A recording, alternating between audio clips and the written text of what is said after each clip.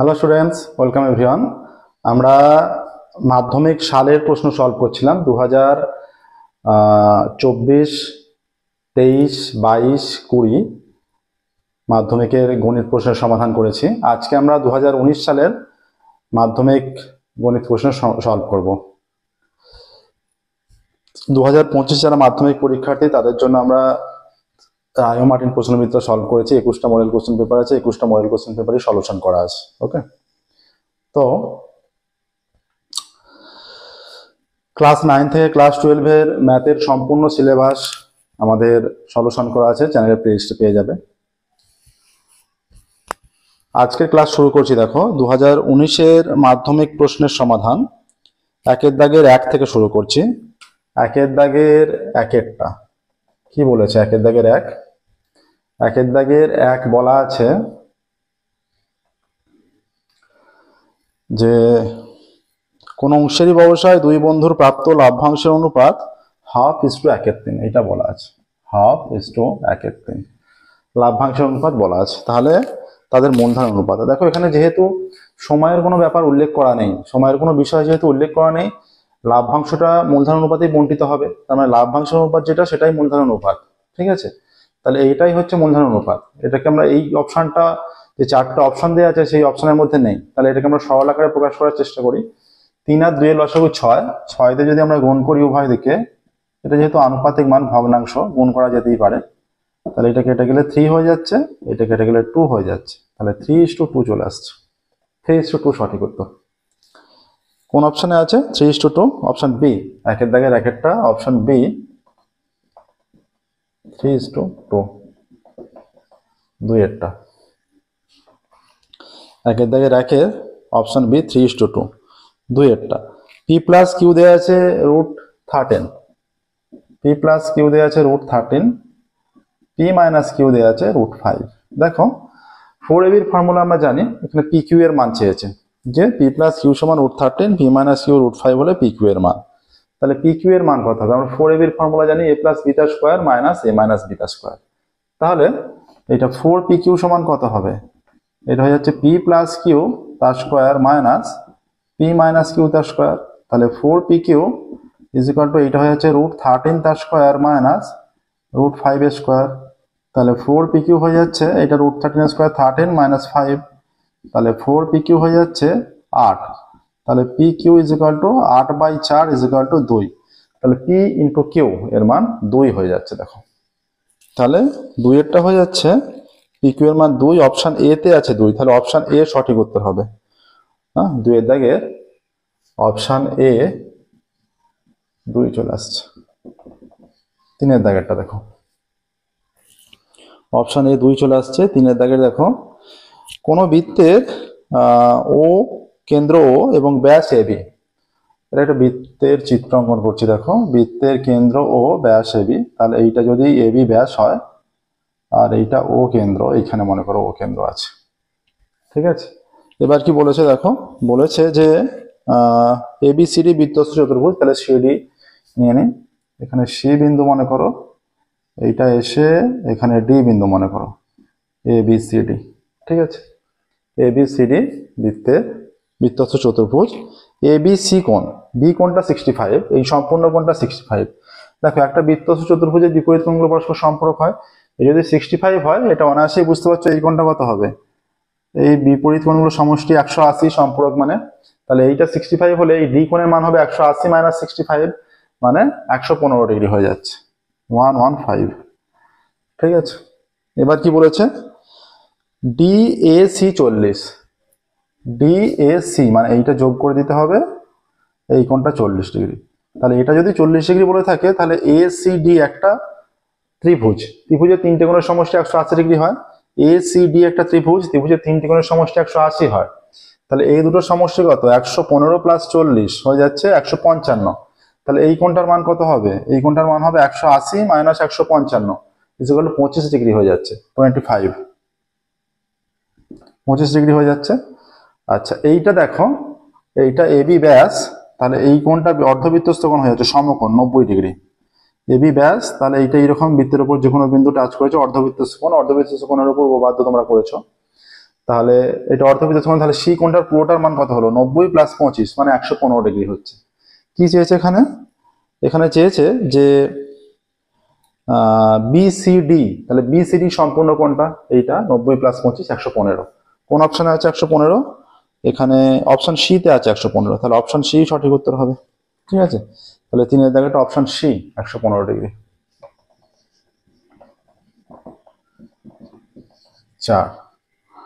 4 কি বলেছে? tan alpha plus cot alpha 2 বলা আছে।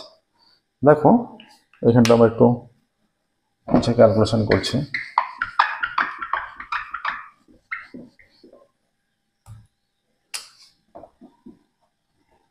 tan alpha plus cot alpha 2 বা tan আলফা প্লাস cot মানে 1/tan আলফা = 2 বা এটা tan আলফা লসাগু, তাহলে এইটা হয়ে যাচ্ছে tan স্কয়ার আলফা প্লাস 1 = 2 বা tan square alpha = 1 = 2 tan alpha.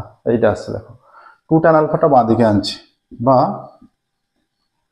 tan square alpha minus 2 tan alpha plus 1 = 0 বা tan আলফা মাইনাস 1 তার স্কয়ার = 0। এইটা 0 হলে tan আলফা মাইনাস 1 0 হবে, অতএব tan আলফা মাইনাস 1 = 0, তাহলে tan আলফা = 1। তাহলে cot আলফার মান কত? cot আলফার মান হচ্ছে 1/tan আলফা = 1/1 = 1 হয়ে যাচ্ছে। তাহলে cot আলফা সমান 1 হয়ে যাচ্ছে। ঠিক আছে, তাহলে এখানে চেয়েছে tan to the power 13 alpha plus cot to the power 13 alpha. এটার মানে কত? এটার মানে হচ্ছে tan আলফার পাওয়ারে 13 প্লাস cot আলফার পাওয়ারে 13। tan আলফার মান 1, তার মানে 1 এর পাওয়ারে 13, 1 এর পাওয়ারে 13। তাহলে 1 এর পাওয়ারে যাই হোক সেটা 1ই হবে, 1 এর পাওয়ারে যত মানই হোক সেটা 1ই হবে। তাহলে 1 + 1 2 অ্যান্সার চলে আসছে। দেখো 2 অ্যান্সার। কোন অপশনে আছে 2? অপশন বি তে আছে 2, তাহলে অপশন বি 2 সঠিক উত্তর। 5-এরটা দেখো, 2 রুটসেমি বাহু বিশিষ্ট দুটি ঘনক পাশাপাশি রাখলে উৎপন্ন আয়তঘনকটির কর্ণের দৈর্ঘ্য। তাহলে দুটো ঘনক পাশাপাশি রাখলে সেটা সর্বদা আয়তঘনকে পরিণত হবে, তখন আর ঘনক থাকবে না, কারণ দৈর্ঘ্যটা ঘনকের দৈর্ঘ্যের দ্বিগুণ হয়ে যাচ্ছে। ঠিক আছে, দৈর্ঘ্যটা তখন ঘনকের দৈর্ঘ্যের দ্বিগুণ হয়ে যাচ্ছে। তাহলে ঘনকের দৈর্ঘ্য হয়ে যাচ্ছে তখন 2√6 2 + 2√6 4√6। তাহলে এই একটা ঘনক আর এই একটা ঘনক, এরা পাশাপাশি রাখার ফলে এই যে এইটা দৈর্ঘ্য হয়ে গেল, এটা 4√6 হয়ে যাচ্ছে। আর প্রস্থ আর উচ্চতা একই থাকবে, প্রস্থ আর উচ্চতা দুটোই 2√6 করে থাকবে। ঠিক আছে, তাহলে তখন ঘনকের যেটা কর্ণ হয়ে যাবে, ঘনকের আয়তঘনকের কর্ণ যেটা হয়ে যাবে দৈর্ঘ্য স্কয়ার প্লাস প্রস্থ স্কয়ার প্লাস উচ্চতা স্কয়ার অত একক। তাহলে এটা হয়ে যাচ্ছে 4√6 তার স্কয়ার প্লাস 2√6 তার স্কয়ার প্লাস 2√6 তার স্কয়ার এত একক = 4 × 4 = 16, 6 × 16 = 96, 2 × 2 = 4, 4 × 6 = 24, 2 × 2 = 4, 4 × 6 = 24 এত একক। তাহলে 120 144 একক, তাহলে 12 একক হচ্ছে কর্ণের দৈর্ঘ্য, 12 একক। অপশন ডি তে আছে 12 একক, না একক নয়, এটা সেমি দেয়া আছে, দেখো সেমি, অপশন ডি তে তাহলে 12 সেমিটা নিতে হবে। নেক্সট দেখো এইগুলো আসছে, 12 সেমি এলো। নেক্সট যেটা আছে 6-এরটা, x1 x2 x3 করে x10 পর্যন্ত আছে, তথ্যগুলির গড় বলা আছে 20, তাই তো? x1 x2 x10, তাহলে x1 x2 x10 10টা পদ আছে, বাই 10 = 20। তাহলে x1 x2 x10 = 200 হয়ে যাচ্ছে। এবার x1 x2 যদি এইরকম হয়ে যায়, এইরকম পদগুলো আছে x1 + 4 x2 + 4 x3 + 4 ... প্লাস হবে, এখানে একটা হবে x10 + 4 বাই 10। এটা কত হবে? এটা যদি আমরা x1 + x2 + x3 ... x10 এই পদগুলো সেপারেট করলাম, ঠিক আছে? আর 4 4 4 1-এর সঙ্গে 2-এর সঙ্গে 3-এর সঙ্গে 10-এর সঙ্গে, মানে 10টা 4 আছে, 10টা 4 যোগ করলে দেখো নিজেরাই বুঝতে পারছো 40 হবে। ঠিক আছে, তা প্লাস 40/10 এইটার মানটা কত? এইটার মানটা এই যেখানে করেছি 200, 200 প্লাস 40/10, তাহলে 240/10 ইকুয়াল টু 24 আসছে। দেখো ক্যালকুলেশনটা দেখো 24, ঠিক আছে 24 এলো। তাহলে এটা কোন অপশনে আছে? 24 অপশন বি তে আছে। অপশন বি সঠিক উত্তর 24, অপশন বি 24। দেখো একের দাগের অঙ্কগুলো কমপ্লিট হলো। এবার আমরা 2 এর দাগে যাব।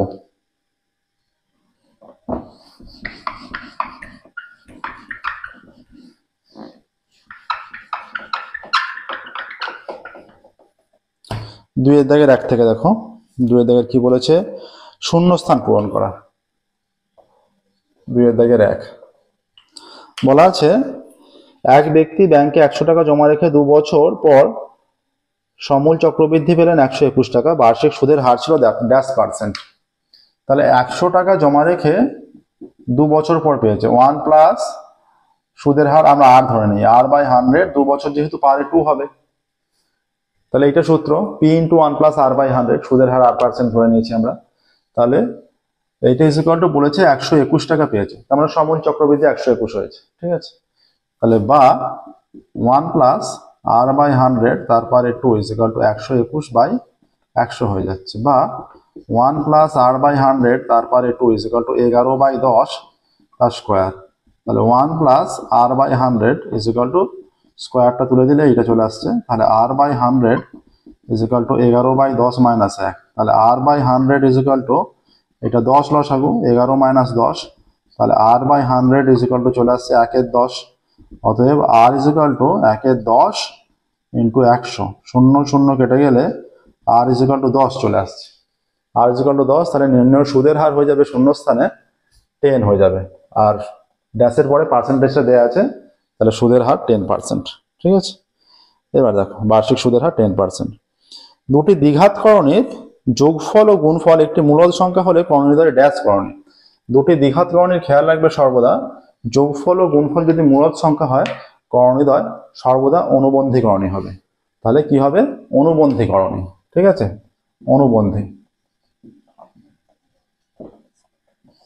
অনুবন্ধী করণী। দুটি দ্বিঘাত করণীর যোগফল ও গুণফল মূলদ সংখ্যা হলে করণীদ্বয় অনুবন্ধী করণী।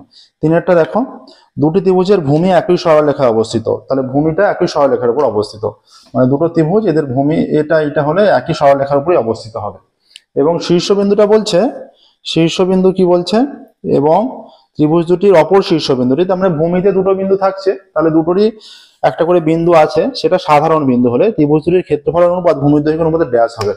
মনে করো এই বিন্দুটা, একটা বিন্দু এইখানে, একটা ত্রিভুজ হচ্ছে এইটা, আর একটা ত্রিভুজ মনে করো এইটা, এইরকম দুটো ত্রিভুজ, ঠিক আছে। ভূমিটা একই সরলরেখায় অবস্থিত, ভূমিতে দুটো বিন্দু, শীর্ষবিন্দুটা সাধারণ বিন্দু বলেছে, মানে কমন বিন্দু, একটাই বিন্দু। তাহলে ত্রিভুজ দুটির ক্ষেত্রফলের অনুপাত ভূমির দৈর্ঘ্যের অনুপাতের সমান হবে। তাহলে ক্ষেত্রফলের অনুপাত ভূমির দৈর্ঘ্যের অনুপাতের সমান হবে, এটা সমান 4। দেখো কি বলেছে। আচ্ছা, cos 53 / sin 37 এর সরলতম মান দেখো বের করে দেখাচ্ছি। cos 53 sin 37 আমরা লিখতে পারি cos 53কে sin 90 - 37 লিখতেই পারি, বাই sin 37। না, এটা cos থাকবে, শুধুমাত্র 53টাকে আমরা ক্যালকুলেশন করেছি 90 - 37 লিখেছি। এই যে 53টাকে আমরা ভেঙে 90 - 37 করলে 53ই হয়, তাহলে এইটা লিখেছি। এবার cos 90 - θ কি হয়? sin θ হয়। cos 90 - θ sin θ, তাহলে এখানে sin 37 আছে, আর এটা sin 37 হয়ে যাচ্ছে। sin 37 ওপর নিচ কেটে 1 হয়ে গেল, দেখো 1 চলে এলো, ঠিক আছে। তাহলে এইটা হয়ে যাচ্ছে 1, শূন্যস্থানে 1 চলে আসছে। নেক্সট দেখো, একটি নীলের লম্ববৃত্তাকার চোঙের তল সংখ্যা। এটা হচ্ছে একটা লম্ববৃত্তাকার চোঙ যদি হয়, এরকম লম্ববৃত্তাকার চোঙ,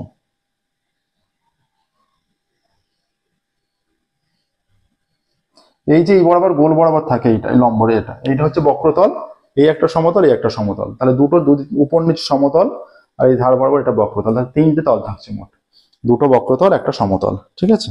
তাহলে তল সংখ্যা 3 হয়ে যাবে, 5এরটা তল সংখ্যা 3 6 দেখো x1 x2 x100 চলগুলি ঊর্ধ্বক্রমে থাকলে এদের মধ্যমা কত হবে?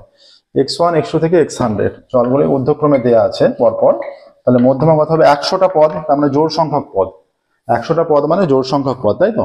তাহলে এই যে x1 x2 ডট ডট করে x50 x51 ডট ডট করে x100, হ্যাঁ এটা দেখো x50 আগের পদ x49, তাহলে 49টা পদ এদিকে আছে, যেহেতু জোড় সংখ্যক পদ মাঝের পদ দুটো, এদিকে 49টা পদ, 50 51 হয়ে যাচ্ছে মাঝের পদ, তাহলে এইদিকে আবার এই যে 52 থেকে 100 পর্যন্ত 49টা পদ হচ্ছে, তাহলে মধ্যমা হয়ে যাচ্ছে x50 প্লাস x51/2, সেটাই মধ্যমা।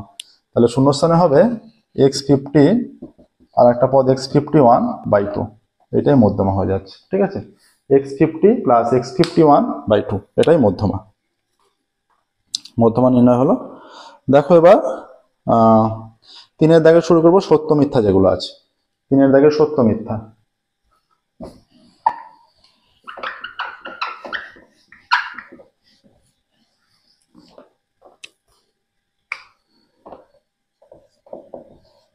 প্রথমটা কি বলেছে? বার্ষিক 10% হারে 100 টাকার 1 বছরের সরল সুদ ও চক্রবৃদ্ধি সুদের পার্থক্য। 10% হারে 100 টাকার 1 বছরের সরল সুদ ও চক্রবৃদ্ধি সুদের পার্থক্য 1 টাকা বলে দিয়েছে। এটা কিন্তু বড় মিথ্যা দেওয়া আছে, কারণ সরল সুদ এবং চক্রবৃদ্ধি সুদের ক্ষেত্রে প্রথম বছরের শেষে সরল সুদ এবং চক্রবৃদ্ধি সুদ সমানই হয়। প্রথম বছর শেষে সরল সুদ এবং চক্রবৃদ্ধি সুদ যেহেতু বার্ষিক সুদের হার বলেছে, যে 3 মাস অন্তর, 4 মাস অন্তর কি 6 মাস অন্তর এরকম কিছু বলেনি, যে ত্রৈমাসিক ষান্মাসিক এরকম কিছু বলেন। তাহলে 1 বছরের শেষে বার্ষিক সুদের হার বলেছে, সরল সুদ চক্রবৃদ্ধি সুদ সমান হবে, কোনো পার্থক্য হবে না। পার্থক্য হবে দ্বিতীয় বছরের পর থেকে, দ্বিতীয় বছরের পার্থক্য, তৃতীয় বছর আরো বেশি চক্রবৃদ্ধি সুদের মানটা বাড়তে থাকবে, ঠিক আছে? তাহলে প্রথম বছর শেষে যেহেতু একই থাকে তাহলে কোনো পার্থক্য হবে না, কিন্তু এখানে বলেছে পার্থক্য 1 টাকা, তাহলে এটা মিথ্যা হয়ে যাবে। 2-এরটা দেখো, 2-এর বলে দিয়েছে যে AB is to C square, BC is to A square, AB is to C square, BC is to A square, R AC is to B square, এই তিনটে অনুপাত। বলছে এদের যৌগিক অনুপাত 1:1, তাহলে যৌগিক অনুপাতটা কত হচ্ছে? যৌগিক অনুপাত হয়ে যাচ্ছে AB into BC into CA is to C square is to A square is to B square, এইটা হয়ে যাচ্ছে A square B square C square is to A square B square C square, তাহলে উভয় দিকে x square B square C square দিয়ে ভাগ করে 1:1 চলে আসছে। এটাই বলে দেওয়া আছে যে এদের যৌগিক অনুপাত 1:1, তাহলে যেটা বলা আছে সেটা সত্য। 3-এরটা কি বলা আছে? 3-এর বলা আছে যে এরপর 3টি অসমরেখ বিন্দু দিয়ে একটি মাত্র বৃত্ত অঙ্কন করা যায়। এটা একদমই ঠিক, আমাদের বৃত্ত সংক্রান্ত উপপাদ্য ক্লাস 10-এ আছে, সেটা আমরা তার অনুশীলনী সলভ করেছি। প্রত্যেকটা উপপাদ্য সংক্রান্ত অনুশীলনী আমরা সলভ করে দিয়েছি। তাহলে বৃত্ত সংক্রান্ত উপপাদ্যে আমরা দেখবে থিওরিতে আলোচনা করেছি যে কিভাবে 3টা অসমরেখ বিন্দু দিয়ে একটি মাত্র বৃত্ত অঙ্কন করা যায়, আর 3টে সমরেখ বিন্দু দিয়ে কোনো বৃত্ত অঙ্কন করা যাবে না, এগুলো খেয়াল রাখবে, ঠিক আছে? তাহলে 3টে অসমরেখ বিন্দু দিয়ে একটি মাত্র বৃত্ত অঙ্কন করা যায়, সেটাই বলে দিয়েছে, তার মানে সেটা সত্য হয়ে যাচ্ছে। 4 দেখো, 4-এ বলেছে যে sin 30 plus sin 60 greater than sin 90। এই যে sin 30 প্লাস sin 60 এর মান কত? sin 30-র মান হাফ আর এইটার মান √3/2, তাহলে 1/2, আর এইটার মান হচ্ছে 1.732/2, তাহলে লসাগু করলে 2 আর 1 প্লাস 1.732 ইজ ইকুয়াল টু হয়ে যাচ্ছে 2.732/2। তার মানে এইটা যেহেতু 2.73, এইটা গ্রেটার দ্যান 1 হয়ে যাবে, মানে ওপরে লবের মানটা তো হরের চেয়ে বড়, লবের মান যখনই হরের চেয়ে বড় সেটা একের চেয়ে বেশি হবেই, ঠিক আছে?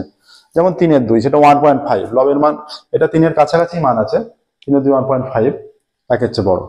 আর বলা আছে sin 90, sin 90-র মান কত? এর মান 1, তাহলে এটা যেহেতু একের চেয়ে বড় তাহলে এইটা গ্রেটার দ্যান sin 90, এটা সত্য, এটাই সত্য হচ্ছে, ঠিক আছে? এটাই দেওয়া আছে, তার মানে যে তথ্য দেওয়া আছে সেটা সঠিক, সত্য, তাই তো?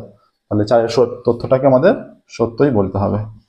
5-এরটা দেখো, 5-এর বলে দিয়েছে যে 5-এর বলে দেওয়া আছে, এখানে কি বলা আছে?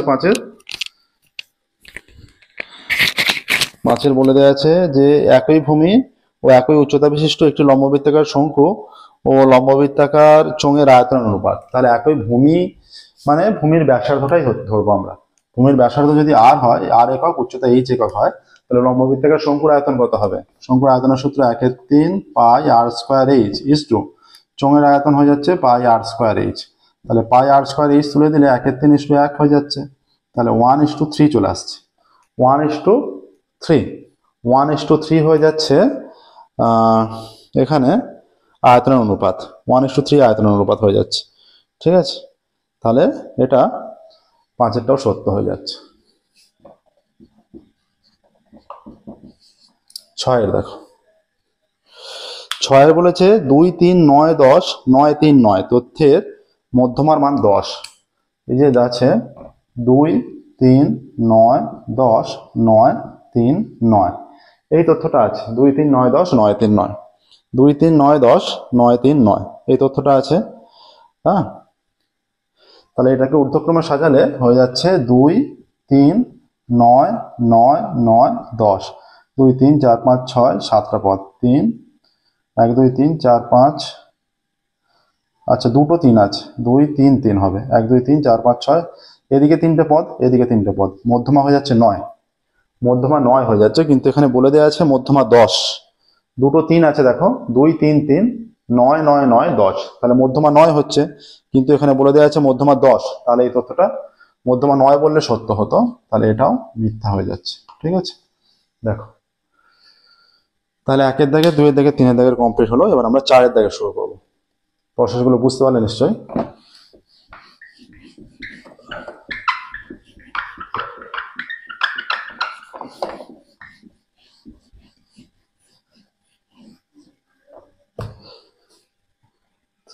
এবার দেখো 4-এর দাগের এক একটা। 4-এর দাগের 1, ঠিক আছে।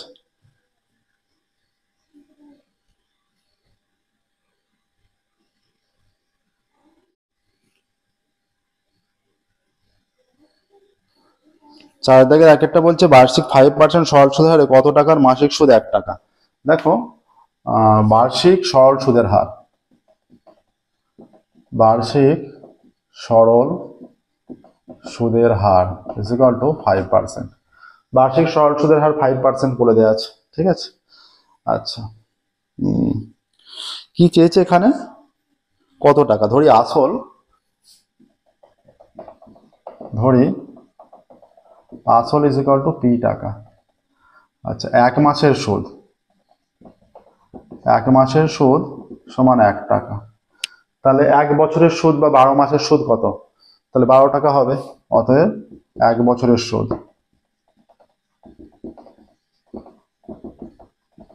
12 টাকা। ঠিক আছে, তাহলে অতএব সময় ইজ ইকুয়াল টু হয়ে যাচ্ছে, তাহলে সময় ইজ ইকুয়াল টু 1 বছর। অতএব পি টাকার 5% সরল সুদের হারে 1 বছরের সুদ is equal two P into 5 into 1/100 এত টাকা ইজ ইকুয়াল টু 20 p/20 এত টাকা হয়ে যাচ্ছে। তাহলে এইটার সুদ বেরোচ্ছে, আবার অন্য দিক দিয়ে সুদ আমাদের আর একটা সুদ বেরিয়েছে 12। তাহলে শর্তানুসারে এই দুটো সমান হবে। অতএব শর্তানুসারে p/20 ইজ ইকুয়াল টু 12 বা p is equal two 20 into 12 বা p ইজ ইকুয়াল টু 240। অতএব হয়ে যাচ্ছে এখানে আসল 240 টাকা। নির্ণয় আসল সমান 240 টাকা, এইটাই আসছে। দেখো নির্ণয় আসল 240 টাকা। নেক্সট দেখো 2-এর দাগেরটা, 240 টাকা অ্যান্সার এলো। 2-এর দাগেরটা কি বলেছে দেখো,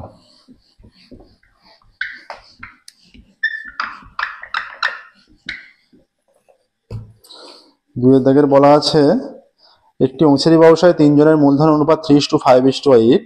প্রথম ব্যক্তির লাভ তৃতীয় ব্যক্তির লাভের থেকে 60 টাকা কম হলে ব্যবসায় মোট কত লাভ হয়েছিল? অংশীদারি ব্যবসায় 3 জনের মূলধন অনুপাত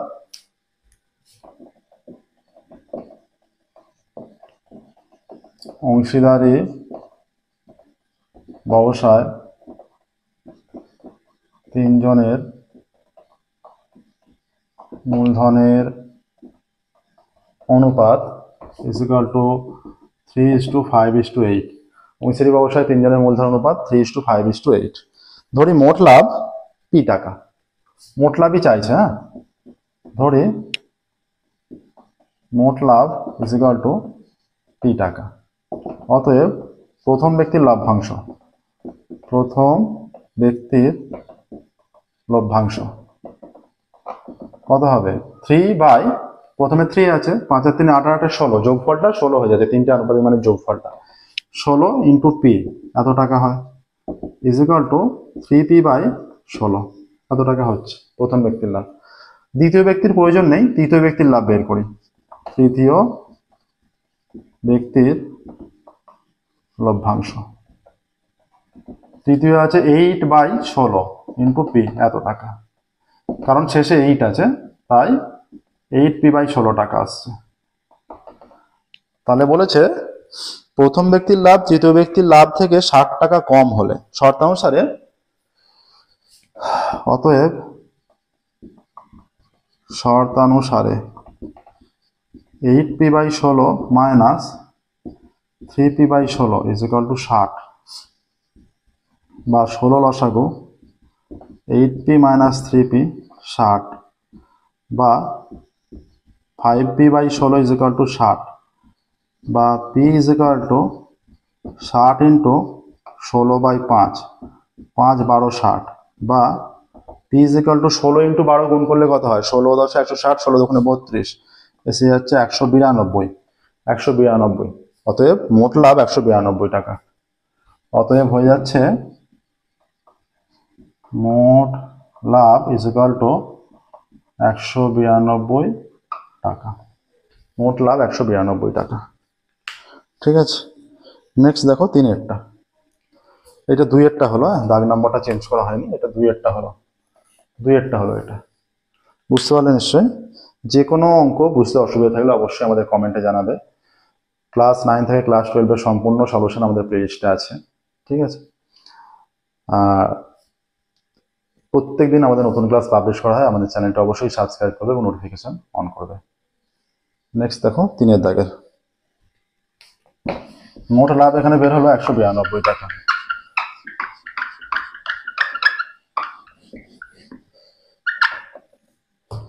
এবার 3-এর দাগেরটা বলে দিয়েছে a/2 = b/3 = c/4, a/2 = b/3 = c/4 = 2a minus 3b plus 4c/p, এটা দেওয়া আছে। ঠিক আছে, a/2 b/3 c/4 = 2a minus 3b plus 4c/p হলে p এর মান কত? ঠিক আছে, আমরা ধরে নিচ্ছি এখানে, ধরি a/2 = b/3 = c/4 = k অশূন্য ধ্রুবক। এটা একবারে পুরোটার সঙ্গে ধরে নিলে হতো, বা এগুলো যেহেতু k এর সঙ্গে সমান হচ্ছে অটোমেটিক্যালি এটাও k এর সঙ্গে সমান হবে। ঠিক আছে, k অশূন্য ধ্রুবক। অতএব a = হয়ে যাচ্ছে 2k, b = 3k, আর c = 4k। ঠিক আছে, এবার এই লবের মানটা আমরা বের করছি। 2a minus 3b plus 4c = 2 into a এর মান 2k minus 3 ইন্টু b এর মান 3k plus 4 ইন্টু c এর মান 4k = 4k minus 9k plus 16k, 16 আর 4 20 থেকে 9 বিয়োগ করলে 11k। অতএব 2a minus 3b plus 4c by p = এটাও k হবে। ঠিক আছে, এবার ক্যালকুলেশনটা এদিকে করছি, বা এর মানটা আমাদের বেরিয়েছে 11k। ঠিক আছে, 11k বাই p = k হয়ে যাচ্ছে, বা p into k = 11k। k যেহেতু অশূন্য ধ্রুবক নট ইকুয়াল টু, সেটা কেটে যেতে পারে উভয় দিকে, তাহলে p = হয়ে যাচ্ছে 11। অতএব অ্যান্সার লিখবে p এর মান 11। p এর মান আসছে 11। দেখো p এর মান 11। নেক্সট দেখো 3-এর দাগেরটা হয়ে গেল। 4-এর দাগের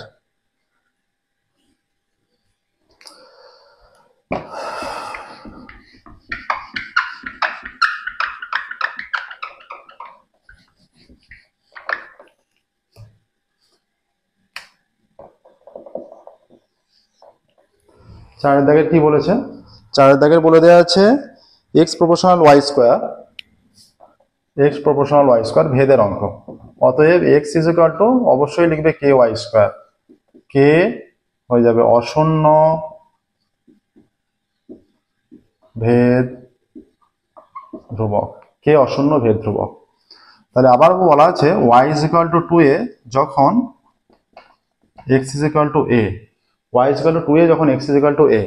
তাহলে অতএব X is equal to A is equal to K into 2a তার স্কোয়ার বা K into 4 square is equal to A বা K is equal to A by 4 square বা কে ইজ ইকুয়াল টু এইটা একটা এ কেটে গেলে এটা 1/4a হয়ে যাচ্ছে। এটাকে 1 নাম্বার দাও, এই 1 এ লেখো। অতএব 1a x is equal to 1/4a বসিয়ে পাই। 1 এ X is equal to 1/4a বসাচ্ছি, কি হচ্ছে? তাহলে এক্স ইজ ইকুয়াল টু হয়ে যাচ্ছে 1/4a ইন্টু ওয়াই স্কোয়ার বা Y square is equal to হয়ে যাচ্ছে কোনাকুনি গুণ করলে 4ax, এটা চলে আসছে। ঠিক আছে, এটাই দেখাতে বলেছে, তাই তো? ওয়াই স্কোয়ার যদি দেখো Y square is equal to 4x, তাহলে প্রমাণিত হয়ে গেল। এটা লিখে দাও প্রমাণিত। ঠিক আছে, প্রমাণিত হয়ে গেল। নেক্সট দেখো 4 হয়ে গেল 5-এরটা, দেখে নাও প্রসেসটা। এবার 5-এর অঙ্ক। 5-এর অঙ্ক কি বলছে দেখি। 5-এর বলে দেওয়া আছে এবিসিডি ট্রাপিজামের বিসি সমান্তরাল এডি এবং এডি সমান 4 সেমি, এসি ও বিডি কোণদের ও বিন্দুতে ছেদ করেছে। তাহলে একটা ট্রাপিজামের ছবি আঁকতে হবে।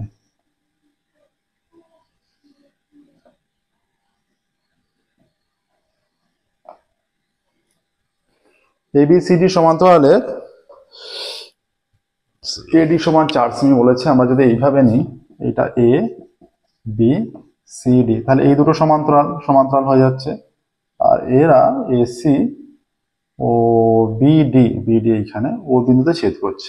ঠিক আছে, এগুলো চিত্রগুলো কিন্তু পেন্সিলে অঙ্কন করবে তোমরা, চিত্রগুলো অবশ্যই পেন্সিলে অঙ্কন করবে। তাহলে এ বি সি ডি ট্রাপিজিয়ামের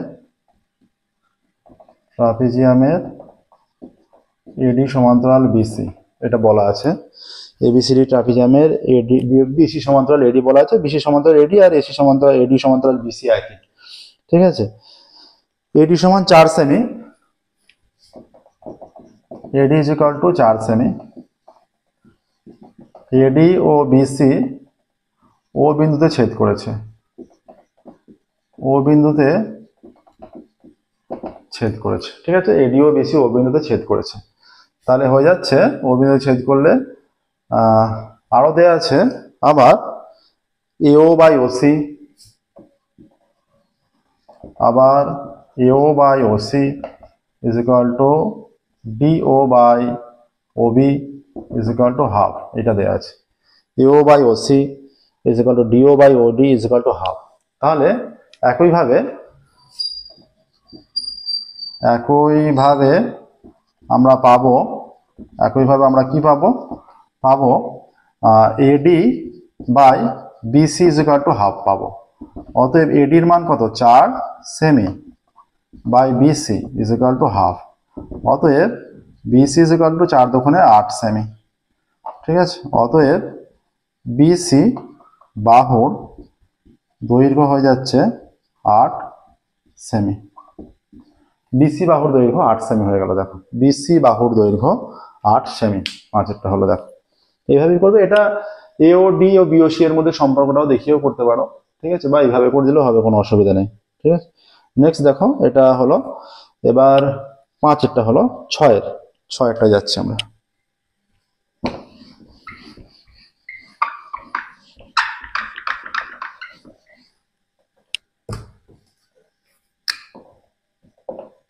ছয়টা কি বলেছে দেখছি।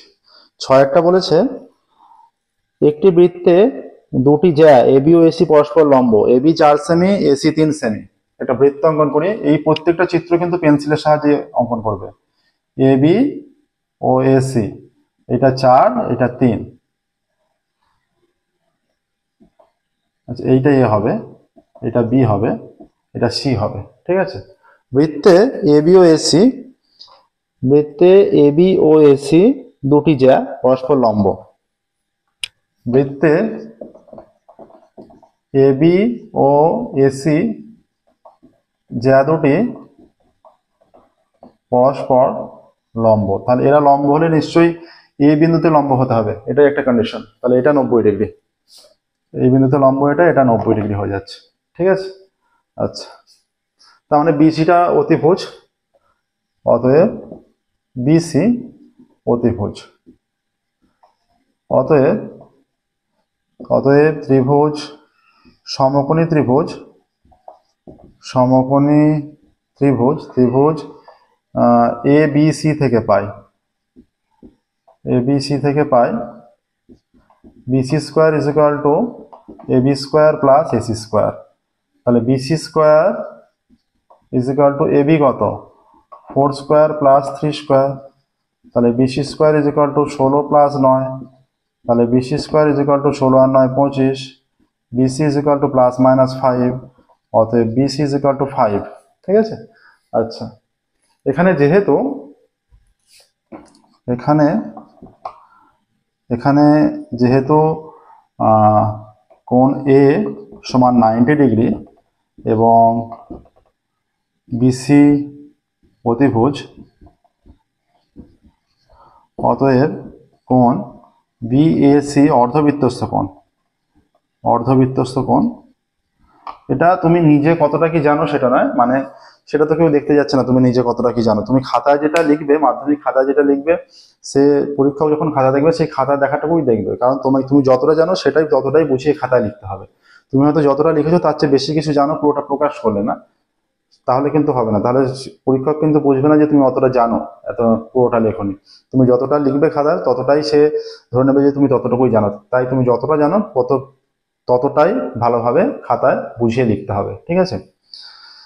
অতএব সেই জন্য সমস্ত কিছু লিখে দেওয়া প্রয়োজন।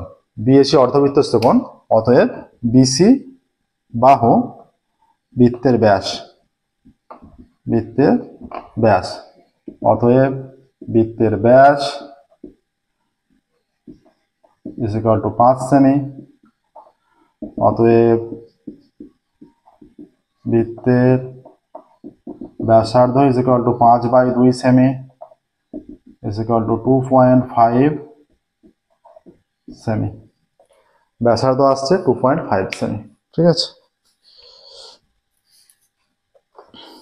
6টা হলো, দেখো নেক্সট, দেখো 7এরটা।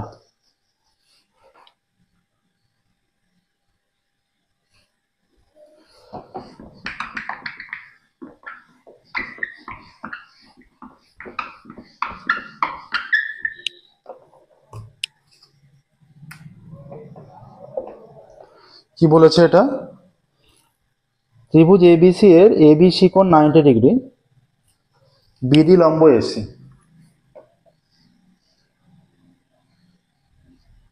এটা বি এ সি, বিডি লম্ব এসি, এটা ডি।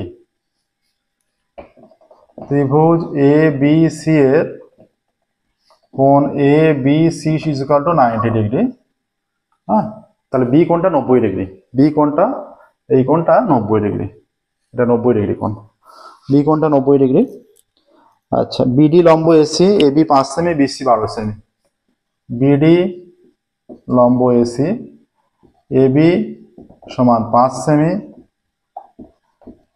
এবং বিসি সমান 12 সেমি। এইটা আসছে 5 সেমি, এটা 12 সেমি, ঠিক আছে। এ বি 5 সেমি আর বিসি 12 সেমি। এখানে এ বি আসছে 5 সেমি আর বিসি 12 সেমি। তাহলে সমকোণী ত্রিভুজ, তাহলে এখানে ত্রিভুজ এ বি সি এর এসি অতিভুজ, এসি অতিভুজ। অতএব ত্রিভুজ এবিসি থেকে পাই, এবিসি সমকোণী ত্রিভুজ থেকে পাই, সমকোণী ত্রিভুজ থেকে পাই। সমকোণী ত্রিভুজ থেকে আমরা যেটা পেয়ে যাচ্ছি, অতিভুজ স্কয়ার সমান লম্ব স্কয়ার প্লাস ভূমি স্কয়ার। এখানে অতিভুজ হচ্ছে AC, AC square is equal to AB square plus BC square. তাহলে AC square is equal to AB হয়ে যাচ্ছে 5, এইটা হয়ে যাচ্ছে 12, বা AC square is equal to 25 plus 144, বা AC square is equal to 169। অতএব AC is equal to plus minus 13, অতএব এসি ইজ ইকুয়াল টু 13। পজিটিভটা গ্রাহ্য হবে, প্লাস মাইনাস, কারণ প্লাস স্কয়ার করলে 169, মাইনাস স্কয়ার করলে 169 হয়ে যাচ্ছে। ঠিক আছে, অতএব এসি সমান 13 সেমি। অতএব এখানে দেখো এই ধরনের একটা উপপাদ্য তোমরা করেছো, তোমাদের উপপাদ্য আছে সদৃশতার। সমকোণী ত্রিভুজের সমকৌণিক বিন্দু থেকে, একটা সমকোণী ত্রিভুজের সমকৌণিক বিন্দু থেকে অতিভুজের উপর লম্ব অঙ্কন করলে যে ত্রিভুজে উৎপন্ন হয়, লম্বের উভয় পার্শ্ব ত্রিভুজ হয়, তারা পরস্পর সদৃশ, মানে এই দুটো ত্রিভুজ পরস্পর সদৃশ এবং এরা দুজনেই মূল ত্রিভুজের সঙ্গে সদৃশ। তাহলে আমরা যেটা নিচ্ছি, অতএব ত্রিভুজ, মূল ত্রিভুজ নিলাম এবিসি, অতিভুজ, সদৃশটা আমরা দেখাচ্ছি না, সদৃশটা ধরে নিয়ে আমরা ক্যালকুলেশন করছি। ত্রিভুজ এবিসি ও ত্রিভুজ এবিডি থেকে পাই, এবিডি থেকে আমরা যেটা পাচ্ছি, এবিসি ও ত্রিভুজ এবিডি থেকে পাই, যেটা পাচ্ছি দেখো, এই যে সমকোণ এবিসি এর বিপরীত বাহু হচ্ছে এসি, আর এবিডি এই দিকে ত্রিভুজটা নিয়েছি, এই ডি কোণের বিপরীত বাহু হচ্ছে এবি। এবার এই এ কোণটা দুটোতেই আছে, তাহলে বড় ত্রিভুজের ক্ষেত্রে এই এ কোণের বিপরীত বাহু হচ্ছে বিসি, আর এই এবিডি এর বিপরীত বাহু হচ্ছে বিডি। ঠিক আছে, এবার দেখো এই প্রত্যেকটার মান বসাবো, মান বসে সিম্পলিফাই করলেই পেয়ে যাবো। ঠিক আছে,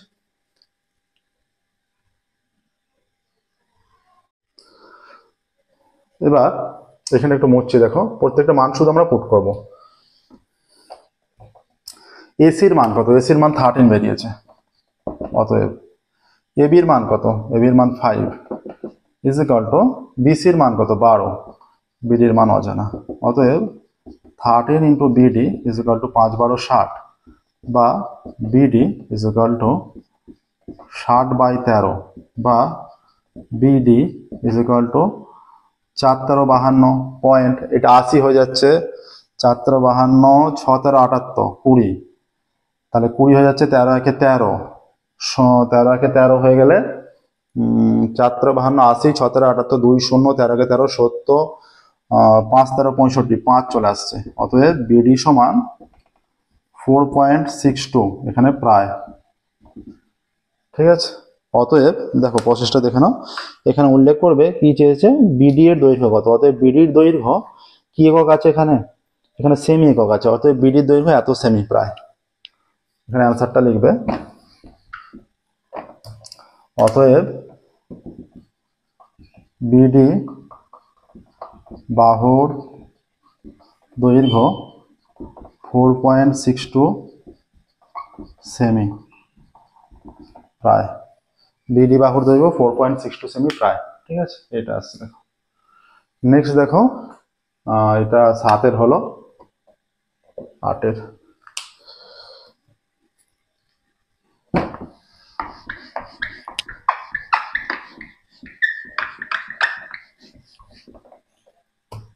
8টা কি বলেছে, 8 বলে দেওয়া আছে যে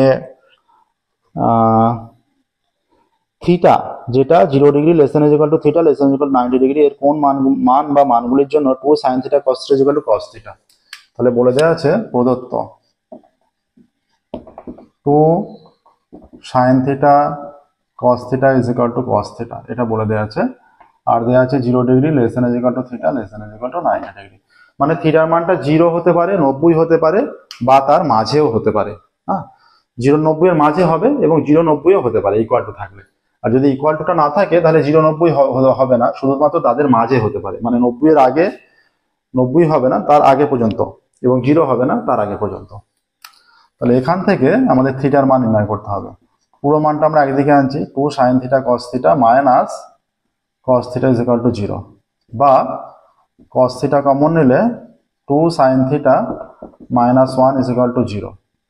অতএব কি হয়ে যাচ্ছে, cos থিটার সমান, দুটোর মান যেহেতু 0, পৃথক পৃথকভাবে দুটো আলাদাভাবে 0 হবে, cos থিটা সমান 0, অতএব cos theta is equal two cos কতর মান 0, cos 90 এর মান 0। ঠিক আছে, অতএব theta is equal to 90 degree, একটা অ্যান্সার এসে গেল। আবার 2 sin theta minus 1 is equal two 0, বা 2 sin theta is equal two 1 বা 2 বা sin theta is equal two 2টা ওদিকে চলে যাবে, sin theta is equal to হয়ে যাচ্ছে হাফ বা sin theta is equal two sin কতর মান হাফ 30 এর মান, অতএব theta is equal two 30 degree হয়ে যাচ্ছে, theta is equal two 30 degree. ঠিক আছে, অতএব এখানে কি চেয়েছে, 8 এর অঙ্কে চেয়েছে যে থিটা এর কোন মান বা মানগুলোর জন্য, অতএব থিটার মান, অতএব এখানে হয়ে যাচ্ছে থিটার মান, অতএব থিটা এর মান 30,90, এটাই চলে আসছে থিটার মান। ঠিক আছে, নেক্সট দেখো 8 হয়ে গেল 9 এই ধরনের অঙ্ক কিন্তু, এই ধরনের অঙ্ক ক্লাস 11-এ আছে কিন্তু প্রচুর, সমাধান করা ফার্স্ট চ্যাপ্টারতে আছে 11-এর। এবার দেখো নেক্সট যেটা বলেছে 9টা, sin 10 theta is equal two cos 8 theta.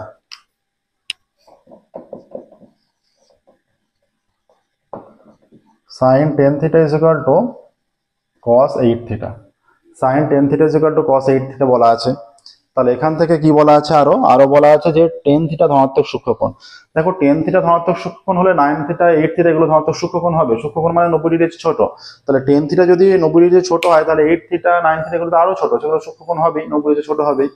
তাহলে এখানে অতএব sin 10 থিটা, এটাকে কসটাকে আমরা সাইনে প্রকাশ করছি, sin 90 মাইনাস 8 থিটা, এটা নিলাম 90 minus 8 theta, sin 90 minus theta cos theta, তাহলে cos হয়ে যাচ্ছে, ম্যাচ করছে, উভয় দিক দিয়ে আমরা সাইন তুলে দিচ্ছি, উভয় দিক দিয়ে সাইন তুলে দিলে অতএব হয়ে যাচ্ছে, সাইন কিন্তু কাটবে না কখনো, জাস্ট উঠে যাবে মানটা, কখনো গুলো এইভাবে কেটে দেবে না। অতএব 10 theta is equal to 90 degree minus 8 theta, বা 10 theta plus 8 theta is equal to 90 degree, বা 18 theta is equal to 90 degree, বা theta is equal to 90 degree by 18, বা theta is equal to 5 degree, theta is equal to 5 degree. কি চেয়েছে এখানে, tan 9 থিটার মান চেয়েছে, অতএব tan 9 theta is equal two tan 9 into 5 degree is equal to tan 45 degree is equal to 1, tan 45 degree 1 চলে আসছে। ঠিক আছে, কি চেয়েছে এখানে, যে tan 9 থিটার মান নির্ণয় করো, অতএব অ্যান্সার লিখবে tan 9 থিটার মান 1,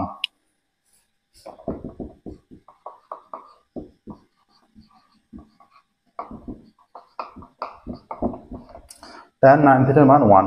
ঠিক আছে, এটাই আসছে। দেখো 9 এলো, 10-এরটা দেখো, এবার 10-এ শুরু করবো।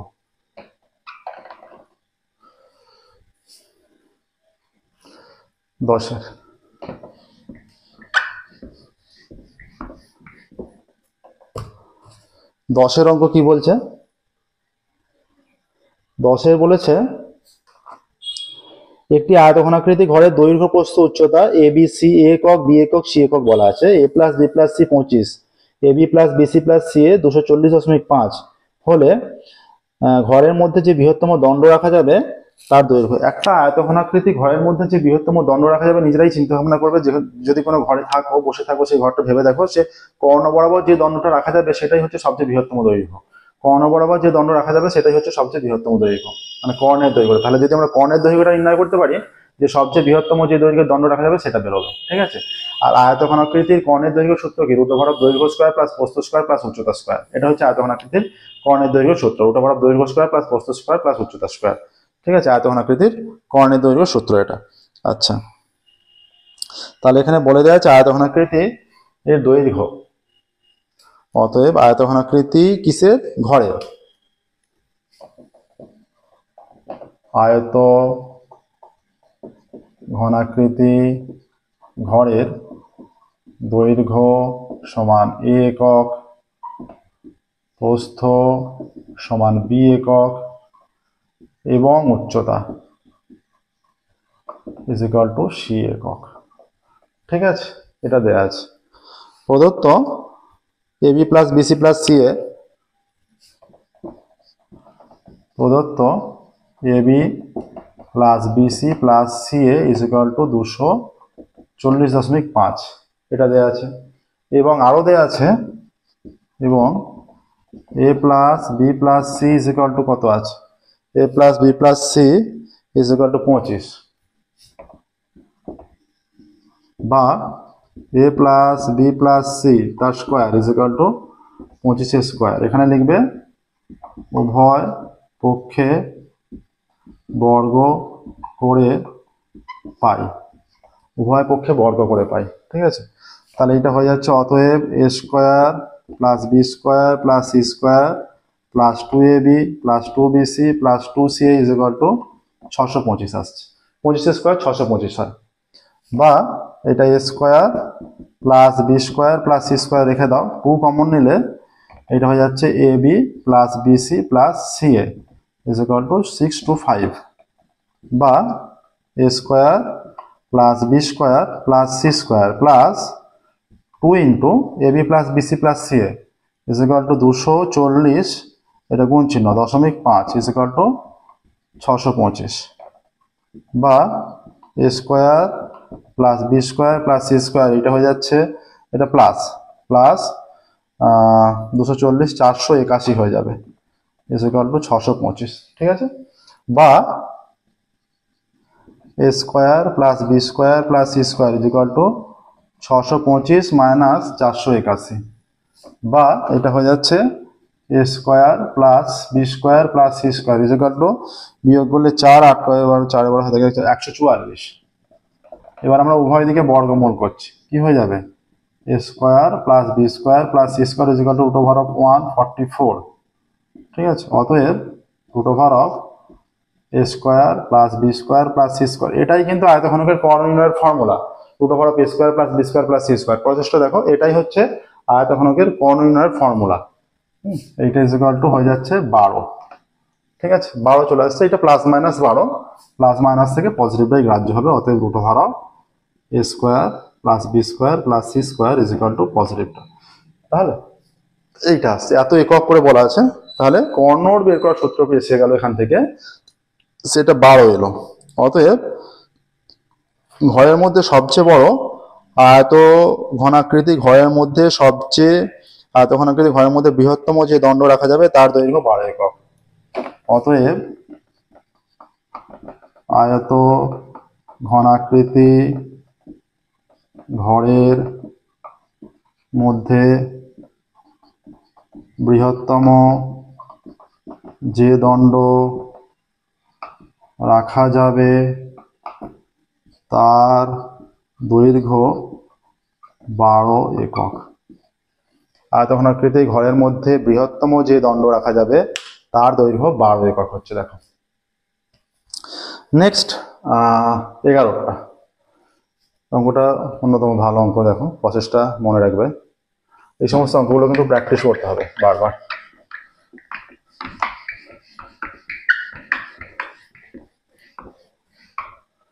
এগারোটা কি বলেছে, 11 অঙ্ক বলে দিয়েছে, একটি লম্ববৃত্তাকার শঙ্কুর পার্শ্বতলের ক্ষেত্রফল ভূমির ক্ষেত্রফলের √5 গুণ শঙ্কুর উচ্চতা ও ব্যাসার্ধের অনুপাত। আচ্ছা, লম্ববৃত্তাকার শঙ্কুর আমরা ধরে নিচ্ছি, ধরি লম্ব বৃত্তাকার শঙ্কুর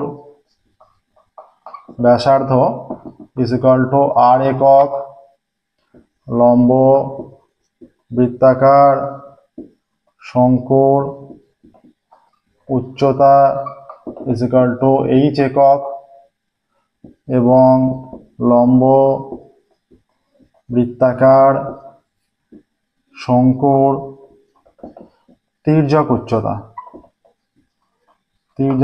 ইজ ইকুয়াল টু l একক। ঠিক আছে, এটা ধরে নিচ্ছি। এইটা হচ্ছে একটা লম্ববৃত্তাকার শঙ্কু চিত্র। এইটা এর হচ্ছে এইটা h, এইটা r আর এইটা l। লম্ববৃত্তাকার শঙ্কুর ব্যাসার্ধ, উচ্চতা এবং তির্যক উচ্চতা এটা সর্বদা সমকোণে থাকে, মানে এই কোণটা সমকোণ গঠন করে, আর এই তির্যক উচ্চতা এটা অতিভুজ হয়ে যায়। তার মানে এখানে হয়ে যায় সর্বদা l square is equal two r square plus h square, এটা সর্বদা হয়ে যায় লম্ববৃত্তাকার শঙ্কুর ক্ষেত্রে। ঠিক আছে, এবার হয়ে যাচ্ছে, দেখো এটা হচ্ছে অতএব শঙ্কুর ভূমির ক্ষেত্রফল অতএব লম্ব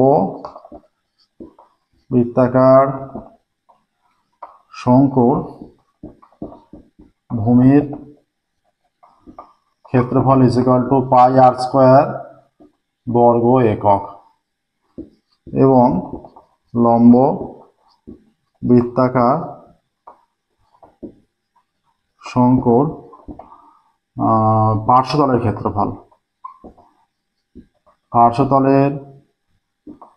ক্ষেত্রফল is equal to pi R L বর্গ একক, পাই আর এল বর্গ একক। ঠিক আছে, এটা আসছে। অতএব শর্তানুসারে যেটা হয়ে যাচ্ছে, কার √5 গুণ বলেছে?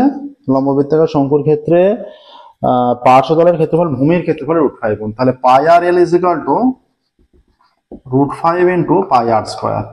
তাহলে পাই আর যদি তুলে দিই, L is equal to √5 R, অতএব L square is equal to 5 R square. এখানে উভয় দিকে বর্গ করে পাই। এল স্কোয়ারের মান আমরা লিখেছি R square plus H square is equal to 5 R square, বা H square is equal to 5 R square minus R square, বা এখানে কিসের অনুপাত চেয়েছে? উচ্চতা ও ব্যাসার্ধ, বা H square is equal to 4 R square. ঠিক আছে, এটা এলো। এবার দেখো এদিকে, অতএব H is equal to 2 R হবে, বা H by R is equal to কত হবে? নিচে 2, না নিচে উপরে 2 হবে, তবে উপরে 2 হলে তবে 2 আর হচ্ছে, আর এখানে 1 হবে। ঠিক আছে, তবে কোনাকুনি গুণ করলে ম্যাচ করবে। এইরকম গুণ আকার ক্ষেত্র থেকে অনুপাত আনার সময় এইভাবে অবশ্যই দেখে নেবে যে আনুপাতিকটা ম্যাচ করছে কিনা, কোনাকুনি গুণ করে ম্যাচ করছে কিনা। অতএব H is to R is equal to 2:1 আসছে। অতএব অ্যান্সার লিখবে, এক্ষেত্রে অ্যান্সার লিখবে যে শঙ্কুর উচ্চতা ও ভূমির ব্যাসার্ধের অনুপাত 2:1। অতএব শঙ্কুর উচ্চতা ও ভূমির ব্যাসার্ধের অনুপাত ইজ ইকুয়াল টু 2:1। দেখো এটাই আসছে, শঙ্কুর উচ্চতা ও ভূমির ব্যাসার্ধের অনুপাত 2:1, এইভাবে লিখবে। ঠিক আছে, নেক্সট দেখো 11 হলো, এবার 12 অঙ্ক, 4 দাগের লাস্ট অঙ্ক। যেগুলো 1 নম্বরে আছে সেগুলো তোমরা রাফলি ক্যালকুলেশন করে 1 নম্বরে শুধুমাত্র দাগ নাম্বার নিখুঁতভাবে দাগ নাম্বার দিয়ে অ্যান্সার করে দিলেই হবে, অ্যান্সারটা লিখে দিলেই হবে। কিন্তু 2 নম্বরের ক্ষেত্রে যেগুলো 2 নম্বরের অঙ্ক আছে সেগুলো 2 নম্বরের মতো করেই লিখে ঠিকঠাকভাবে বুঝিয়ে লিখতে হবে, কিন্তু 2-এ 2 পাওয়ার জন্য। ঠিক আছে, 3 নম্বরে 4 নম্বরে আরো বিস্তারিতভাবে বুঝিয়ে লিখতে হবে।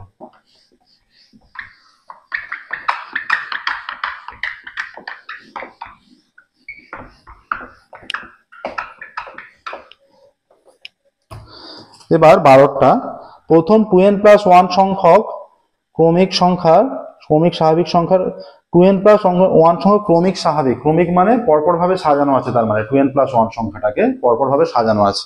ঠিক আছে, তাহলে স্বাভাবিক মধ্যবর্তী সংখ্যা n+103/3 হলে n এর মান নির্ণয় করতে বলেছে।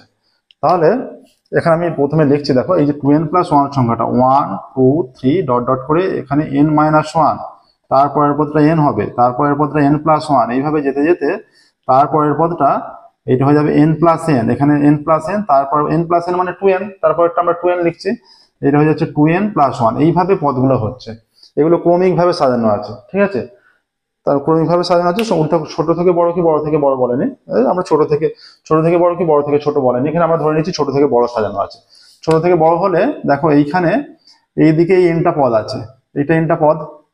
আচ্ছা, এই 1 থেকে শুরু হয়ে n+1 পর্যন্ত হয়েছে, 1 থেকে n পর্যন্ত হলে n-টা পদ হয়ে যেত। তাহলে n+2 থেকে এই যে n+1 থেকে n পর্যন্ত হলে n-টা পদ হয়ে যেত। তাহলে এইটা n+2, এখান থেকে n+2n+1 পর্যন্ত মানে এখানেও n-টা পদ আছে, তাহলে মাঝের পদটা হয়ে যাচ্ছে n+1। ঠিক আছে, এইভাবে কিন্তু বুঝবে ভালো করে। তাহলে 2n+1 সংখ্যক ক্রমিক স্বাভাবিক সংখ্যার 2n+1 সংখ্যক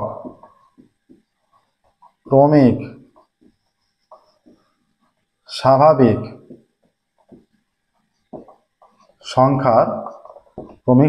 সংখ্যার 2n+1 সংখ্যক ক্রমিক স্বাভাবিক সংখ্যার মধ্যবর্তী সংখ্যা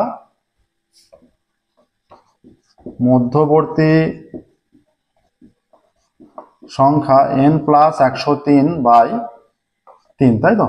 n প্লাস 103/3। আচ্ছা, n এর মান নির্ণয় করতে বলেছে। আবার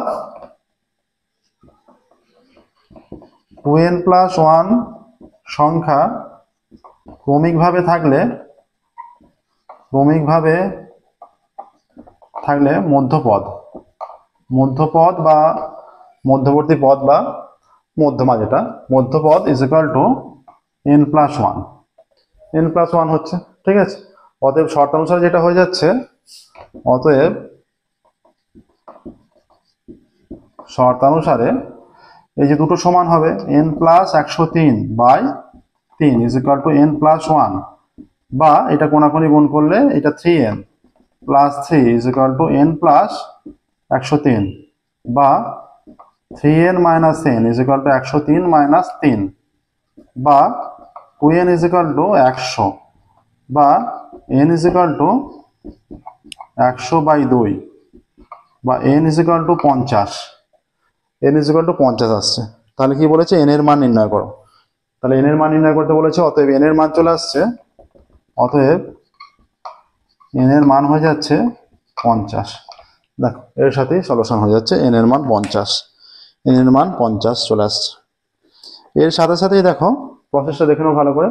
এর সাথে সাথেই আমাদের 1-এর দাগ, 2-এর দাগ, 3-এর দাগ এবং 4-এর দাগ, অর্থাৎ 1 নম্বর এবং 2 নম্বরের কোশ্চেন, সমস্ত কোশ্চেন সলভ হলো 2019 সালের মাধ্যমিকের গণিত প্রশ্নের, ঠিক আছে? 2019 সালের মাধ্যমিক গণিত প্রশ্নের সলভ হলো। আজকের ক্লাস আমরা এখানেই স্টপ করবো। যদি 3 নম্বর এবং 4 নম্বরের অঙ্কের সলিউশনের প্রয়োজন হয় তাহলে আমাদের কমেন্ট অবশ্যই জানাবে, আমরা 3 নম্বর এবং 4 নম্বরের কোশ্চেনে সলভ করবো। ওকে, তো আজকের ক্লাস আমরা এখানেই সলভ করছি। পরবর্তী ক্লাসে আমাদের বাকি আছে কোশ্চেন পেপার যেগুলো দেওয়া আছে এবছরের রায়মার্টিন প্রশ্নবিদ্যা, 18 সালের কোশ্চেন, 17 সালের কোশ্চেনের সলিউশন বাকি আছে। আমরা পরবর্তী ক্লাসে 18 সালের কোশ্চেন এবং 17 সালের কোশ্চেনে সলভ করবো। ওকে, প্রত্যেকদিন আমাদের নতুন ক্লাস পাবলিশ করা হয়। ক্লাস 9 থেকে ক্লাস 12 এর সম্পূর্ণ সলিউশন আমাদের চ্যানেলের প্লেলিস্টে পেয়ে যাবে। চ্যানেলটি অবশ্যই সাবস্ক্রাইব করবে এবং নোটিফিকেশন অন করবে। Okay, thank you very much everyone.